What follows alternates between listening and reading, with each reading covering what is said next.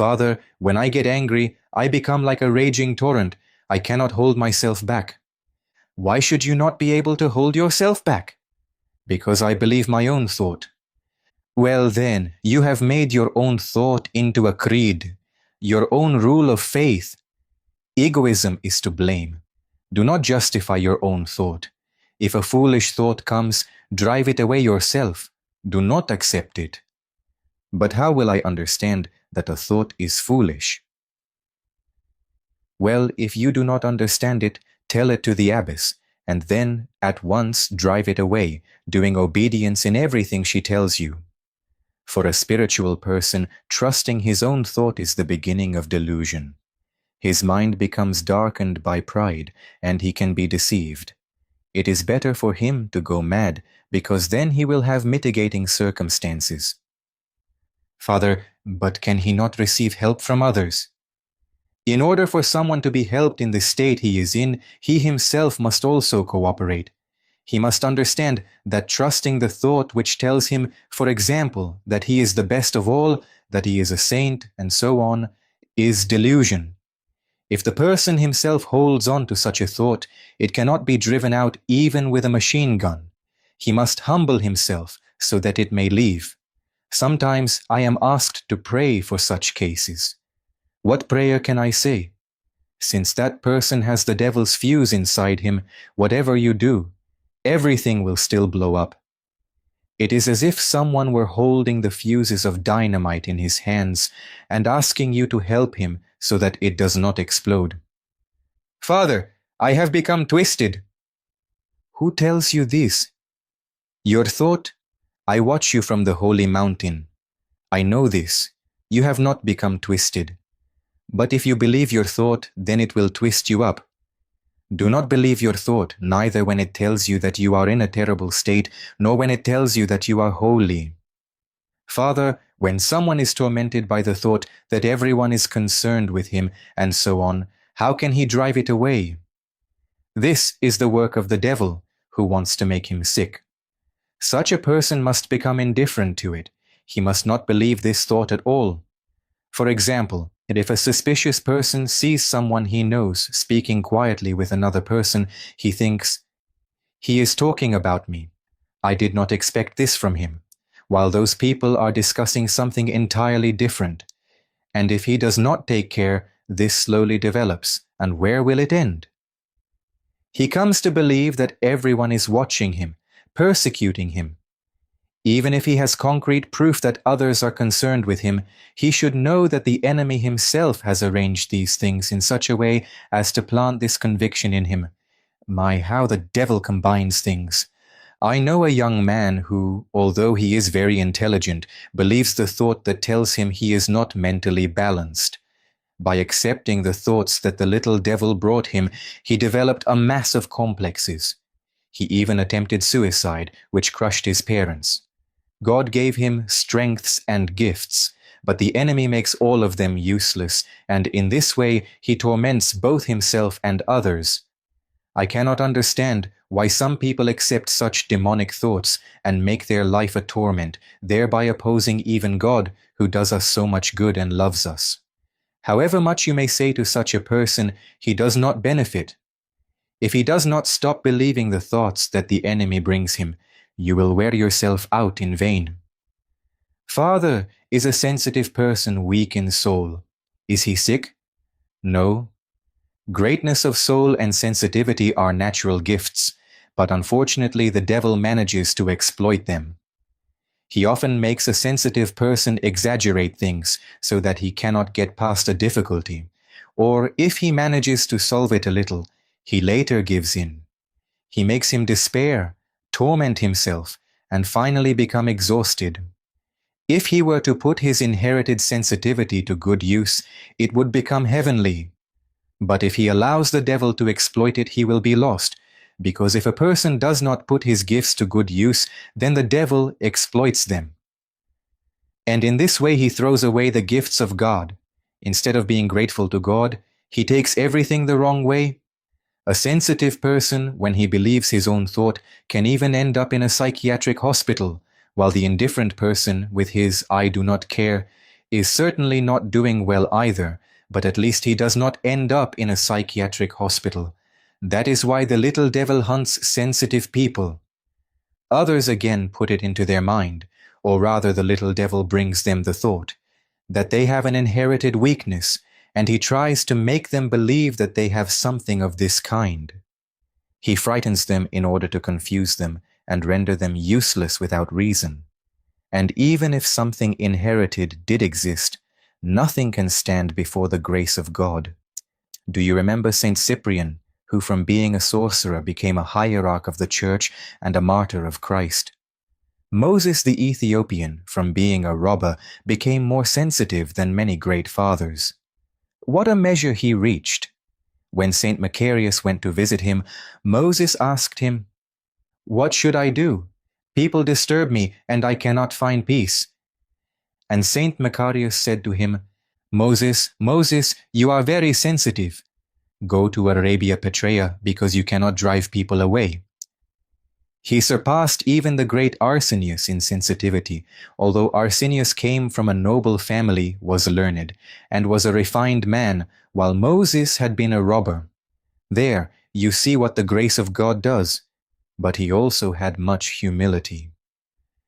Father, why does someone who is easily disgusted suffer in this way? Tell me, why are you disgusted? I am disgusted by everything. Then everything will come to you. Little worms in fruits or vegetables, a hair in the bread, and so on. That is true, Father. Glory to you, O God. Do you see how much God helps you so that you may overcome this? Father, does this not begin with the thought, let us say that a sister finds a hair? Should she put it aside? But it is a blessing. Give it to me so that I may take it as a blessing. Ah, I remember that once at Sinai, I was going somewhere with a monk and I gave him 2 peaches. But I saw that he was not eating them. He wanted to go and wash them first and only afterward eat them. And he was holding them in his hand, not even wanting to put them into his pocket, lest they become filled with the microbes that were in the pocket. His brother, who had 8 children, told me, "This one spends more soap washing his hands than my wife does washing our 8 children." And you should see what happened to him. There at Sinai, they would give each monk a Bedouin to serve him, to bring him food, and so on. The Bedouin who was given to that monk was dirtier than all the others, black with dirt. His clothes smelled, and he himself smelled all over. You would have had to soak him for a week in order to clean him. His hands were, do not ask me. You would have had to scrape them with a putty knife. When he took the dish to bring the monk his food, he would put his 2 thumbs inside it. "Go away, go away!" The monk would shout as soon as he saw him. In the end, that monk did not stay at Sinai even 2 weeks. I remember that in the Coenobitic monastery we had a monk who, as a layman, had been an officer of the gendarmerie. They made him a reader because he was educated. He had been in the monastery for many years and was disgusted by everything. How could he touch the door handle? He opened the door with his foot, or pulled the latch with his elbow, and afterward cleaned with alcohol the sleeve with which he had touched the latch. He even opened the church door with his foot. But when he grew old, God allowed his feet to become filled with worms, especially the foot with which he opened the door. I was the helper of the monk who had the obedience in the monastery infirmary, when this monk came for the first time to the infirmary with his foot bandaged. The infirmarian monk told me to untie his foot while he went to bring some bandage. When I untied his foot, what did I see? It was full of worms. "Go to the sea and wash your foot so that it may be cleansed of worms," I told him, "and come back so that I may change your bandage." Where he had ended up. What a punishment! I was completely shaken. The infirmarian asked me, "Did you understand what brought this upon him?" "I understood," I answered him, "because he used to open the door with his foot." Father, being in that condition, did he continue to open the door with his foot? Yes, he still opened it with his foot. and he had grown old as a monk. Did he not understand this? I do not know. After that, I went to the monastery of Stomio in Konitsa. Who knows what kind of death he had? And look, in the monastery there, some young monks would eat the leftovers that the elders left on their plates in order to receive a blessing in this way. They would gather the leftover food, or others would kiss the door handle because it had been touched by the fathers, while this man, when he venerated the icons, barely touched his mustache to the icon. And what happened afterward to his mustache because of the alcohol? Father, when one behaves like this toward holy things, is this not lack of reverence? Yes, a person begins from lack of reverence and then reaches other things. And that man had even reached the point of no longer venerating, because he was afraid that the one who had venerated the icon before him might have some disease. So, in order not to be disgusted, should one not give importance to it? People do not see the filth they are already consuming. If someone who is seized by fear of becoming ill or by fear in general makes the sign of the cross, Christ helps him. How many people with different illnesses pass by the hut? Some simple people, poor souls, make the sign of the cross, then take the little cup I have there and drink water. Others who are afraid do not even touch it. A few days ago, someone who held a high position came. The poor man was so afraid of microbes that his hands had turned white from cleaning them with alcohol. He even rubbed his car with alcohol. I felt sorry for him. Do you know what it means to have such a position and to move about like that? I gave him a piece of Turkish delight, but he did not take it because I had touched it with my hand. But even if it had been in the box, he still would not have taken it, because he would have thought that someone had put it in the box with his own hands. I took the Turkish delight, rubbed it on his shoes, and then ate it. I did many such things and struggled to make him free himself a little from this psychosis. Look, today also a young woman came here who was afraid of illness, and when she came inside, she did not take a blessing because she was afraid she might catch microbes, and when she left, after all the things I had told her in order to help her, again she did not take a blessing. I will not kiss your hand, she told me, because I am afraid I may catch microbes. What more can one say? In this way they make their own life miserable. It is a great sickness for a person to believe his thought when it tells him that he has some illness. This thought creates stress in him. It makes him grieve, lose his appetite, be unable to sleep, take medicines, and in the end, he becomes ill even though he is healthy.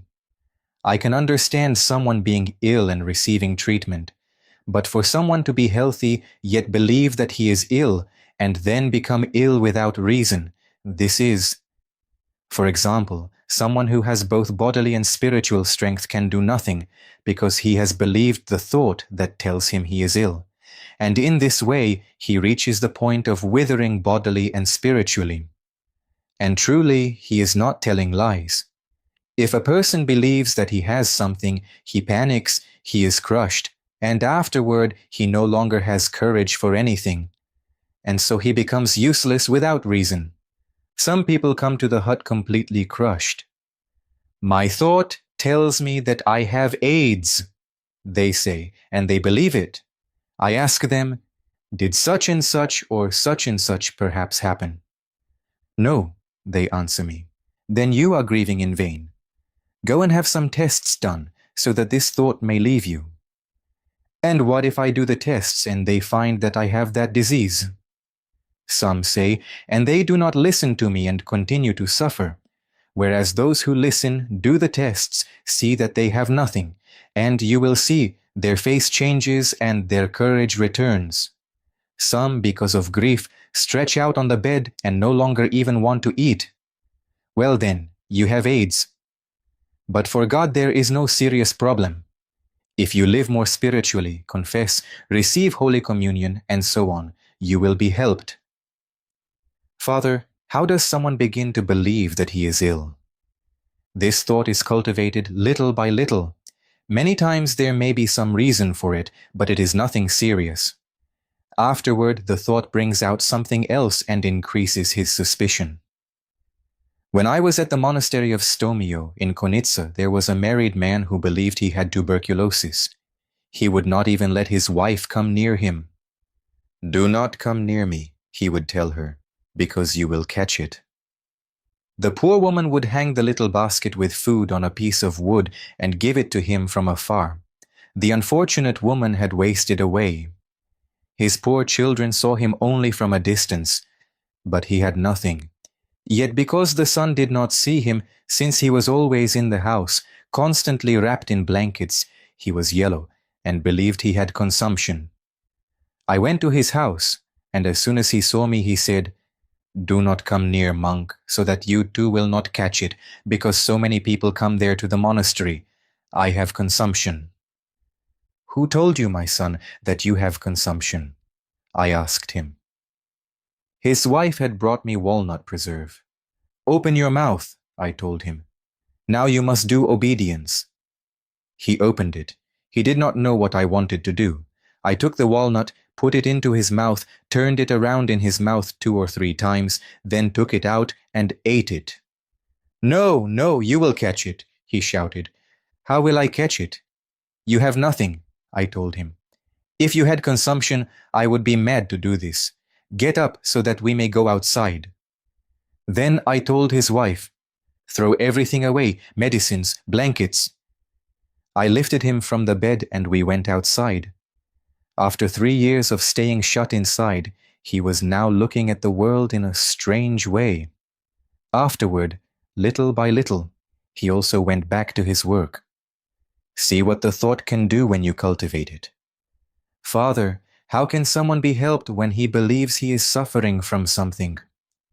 In order to be helped, he must have a spiritual father, trust him, and obey him.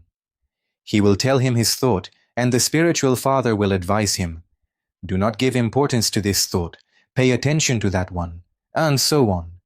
If he does not trust and does not obey, the thought that troubles him cannot leave him.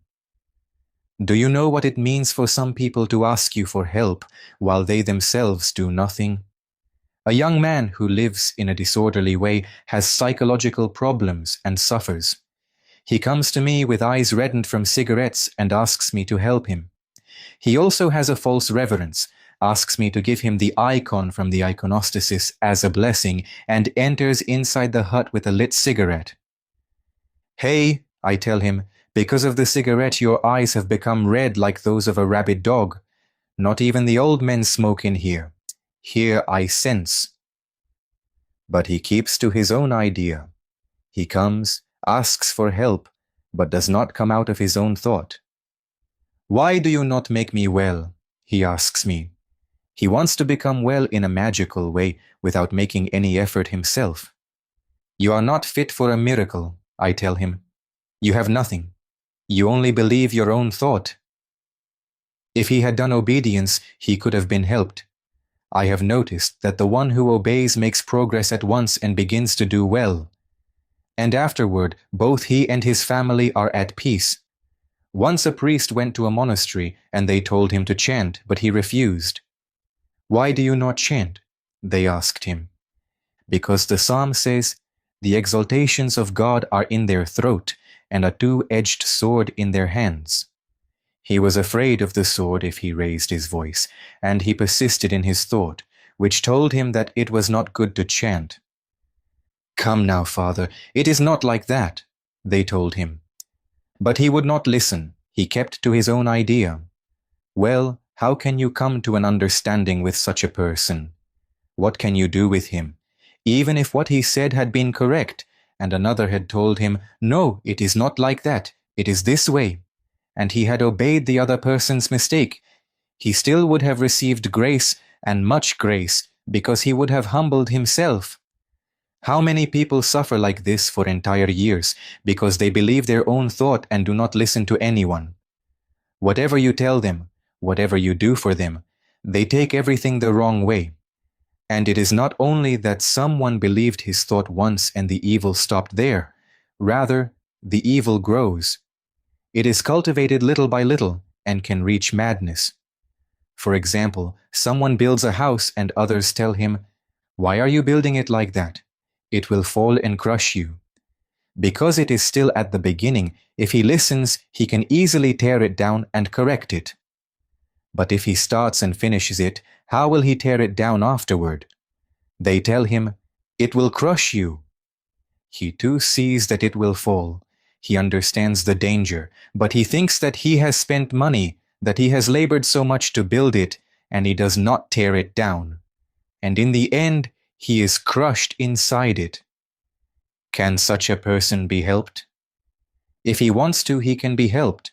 But when you tell him that this is not correct and he justifies himself, how can he be helped? Let us suppose that a young man has diabetes, and because he does not know how much harm it can do him, he believes it is nothing serious. The doctor tells him, "Diabetes causes harm and you must keep a diet." If he listens to him, he will have no problems.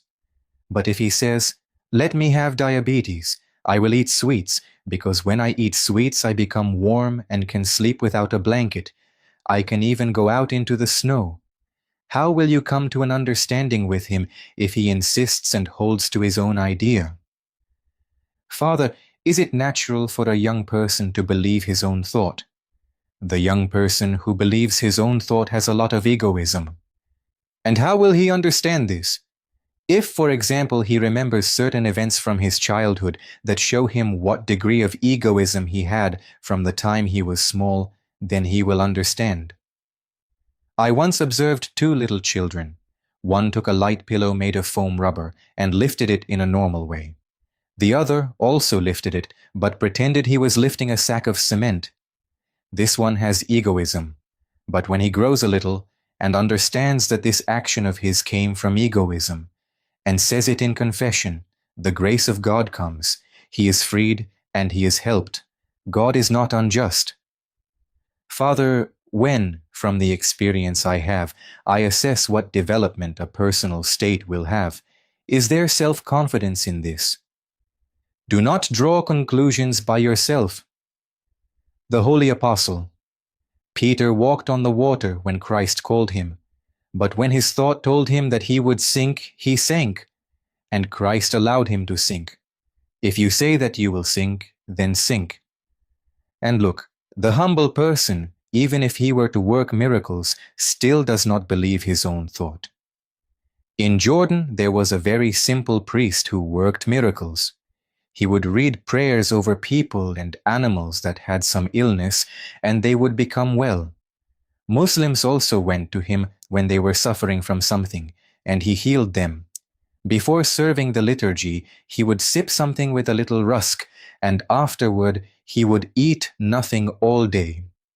After a while, the patriarch learned that he was eating before the divine liturgy and summoned him to the patriarchate. The priest went without knowing why he had been summoned.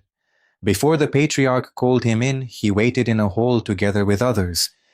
It was very hot outside.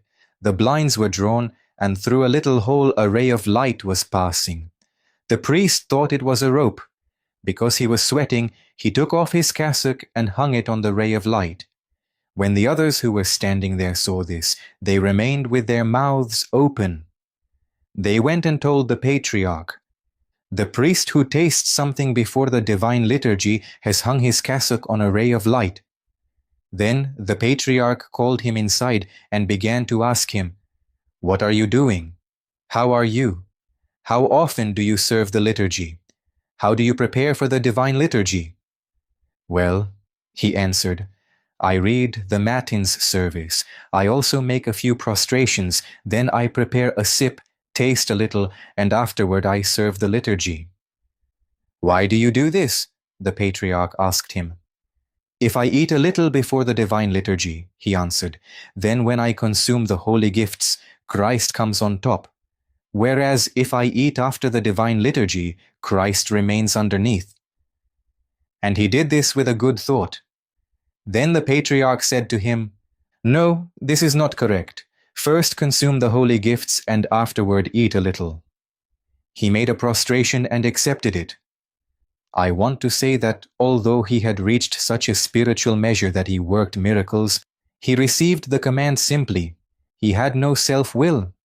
Whereas if he had believed his own thought, he could have said, I read prayers over sick people and animals, and they become well. I work miracles. What is this man telling me? The way I think is better, because otherwise the food goes above Christ. I understood that obedience helps very much.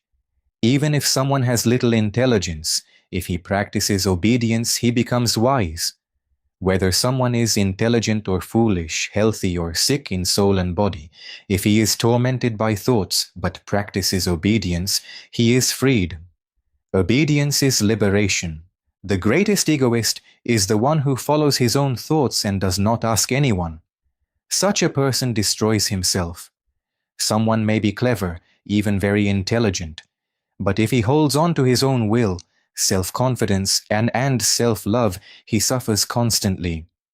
He becomes terribly entangled, and problems are created for him. But in order for such a person to find his way, he must open his heart to a spiritual father and ask humbly for his help. Some, however, instead of going to a spiritual father, go to a psychiatrist. If the psychiatrist is a believer, he will put them in contact with some spiritual father. If not, he will give them only medicine. But medicines do not solve the problem. Spiritual help is also needed so that they may face the problem correctly, and thus their condition may improve and they may no longer suffer.